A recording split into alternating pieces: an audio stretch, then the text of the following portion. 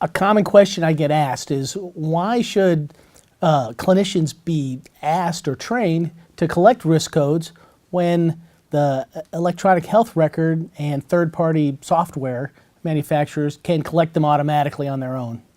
And my response to that is that the RAC auditors, they are going to love looking at charts with automatic risk code collection. The technology is not even close to being able to accurately collect that information based on the data in the electronic health record. In addition, these software systems, either organic to an EHR or a third party constructed, they're very capital intensive. You have to pay a lot of money up front to get them, and then you have to pay a continuing amount of money to maintain your subscriptions as they perfect their product. In addition, you have to keep your hardware up to date in order to maintain compatibility with ever-increasing, more sophisticated versions of the process. And those costs and those upgrades cause compatibility issues. So there's a tremendous financial downside to using these, especially when you understand if they do work as promised, and usually that's a challenging statement, but if they do, the amount of revenue that they can collect will extinguish over time. Risk codes themselves are becoming less valuable year over year, and you can only collect at best 100% of the collectible risk codes.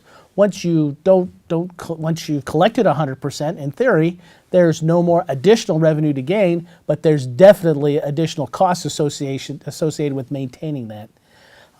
And the third argument against these systems is that even though they collect these risk codes in an automated fashion, they still require some degree of clinician participation in documentation and submission.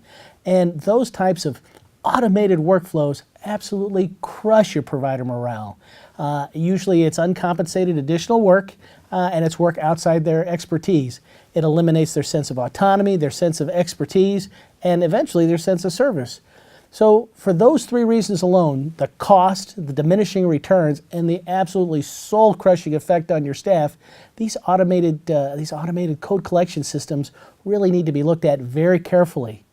And it's unfortunate because when you have these assistive systems in place, and you have incentives aligned with your primary care clinicians, holy smoke, they can amplify the value that your primary care workforce can generate.